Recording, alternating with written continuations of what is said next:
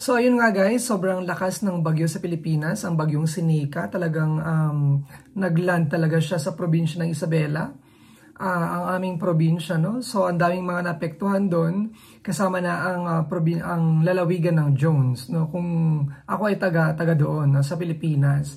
So grabe talaga yung epekto noon kasi nakakatrauma talaga. Na-experience ko na yan dati noong 2007, so binagyo din kami noon.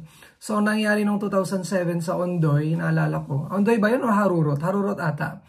So talagang lumipad yung bubong ng aming bahay. Grabing experience na yon. Talagang hindi mo talaga siya makakalimutan, no? Lahat ng mga pananim, mga saging, kasi doon maraming saging, no, sa amin. So talagang yung mga saging, nagtumbahan sila, yung mga ibang puno, yung mga, ang tawag doon, paper tree, yung mga pananim sa amin, no? Lalo-lalo na yung mga mais, yung mga palay, talagang nagtumbahan. So kawawa talaga yung mga farmers pag mga ganito may bagyo sa Pilipinas. Palagi na lang, no? Parang every 5 years, kada 5 years, laging may ganitong nangyayari. So hindi naman natin masisisi, wala namang pwedeng sisihin dyan kasi nga natural calamity siya, no? Talagang dadaan at dadaan siya, or darating man siya, darating talaga siya. Kasi may climate change talaga guys eh. Talagang na-experience yan na hindi lang sa Pilipinas, pati na rin sa ibang bansa. Siguro nagkataon lang na nandun tayo sa Pacific Ring of Fire na talagang daanan talaga siya ng bagyo. Hindi lang ng mga ibang natural calamities katulad ng pagsabog ng mga bulkan, pati na rin mga bagyo. Talagang malalakas yung hangin. Sa Isabela kasi, mataas siya. So, elevated area yon. Kaya pag talagang may bagyo na signal number 3 or number 4, mararamdaman yon ng mga tao. Kasi nga medyo mataas kami, so talagang malakas yung hangin. Yung parang pakiramdam mo talagang yung bahay is lilipad na talaga. So na-experience ko yun noong 2007, nag-aral pa ako noon sa university, talagang sobrang grabe, no? Kawawa yung mga farmers, lalo-lalo na yung mga farmers na sa mga pananim lang umaasa. Sobrang nakakasad talaga, pero yun talaga yung reality. Mahirap nga siyang parang ang bigat sa pakiramdam na pag-usapan yung mga ganito mga pangyayari kasi maraming mga kababayan natin ang nawawalan ng hanap buhay. So napakasakit talaga. Pwede naman tayong mag-prepare bago yung mga bagyo. Halimbawa kung projected na signal number 3 or signal number 4. So pwede naman tayong mag-prepare. Kaso nga lang minsan may mga pagkakataon na hindi pa rin natin alam, no? Yung possible na mangyari.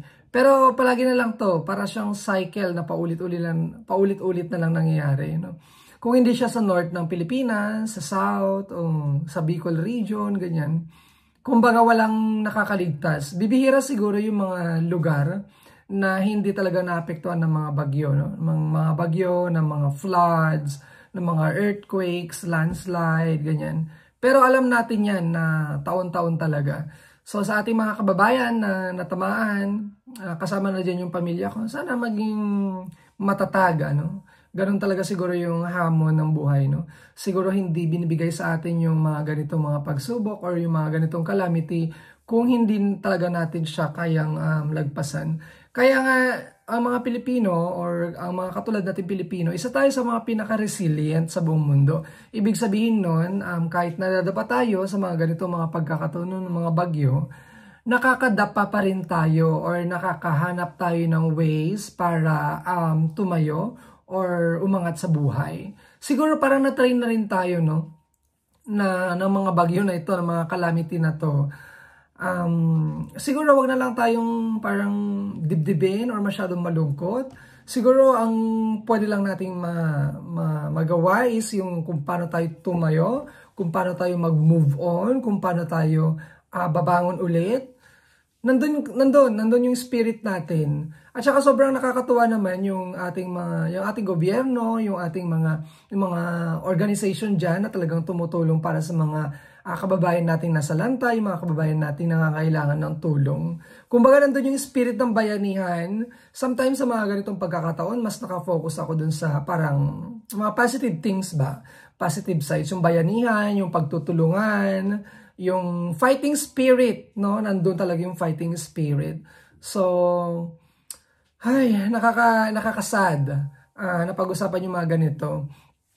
Maglilimang taon na ako dito sa Espanya at yun siguro yung isang nagustuhan ko dito kasi kahit recently nagkaroon din ng flooding sa Valencia, Spain. Pero sa experience ko personally, sa awa ng Diyos, hindi pa naman natin to na-experience ng mga ganitong calamity. No? Ang dami nating nababalitaan, hindi lang sa Pilipinas. Kahit yung mga first world countries, ang Spain, first world country, pero hindi pa rin siya nakakaligtas sa mga pagsubok na hinaharap na mula sa kalikasan, no?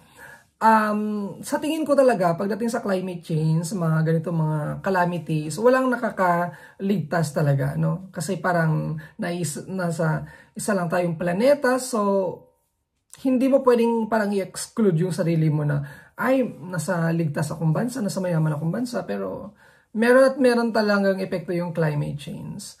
So, ayun, nakaka-trauma. At actually, yung trauma na yun, parang yung na-experience ko noong 2007, yun din yung reason kung bakit parang ayoko mag-invest masyado sa Pilipinas, no? Kasi parang naisip ko kung paano natumba yung mga pananim namin dati, kung paano nailipad yung bubungan ng bahay namin. Siguro parang sakto na lang na magkaroon ng konkreto na bahay na medyo matibay siya at saka na hindi naililipad.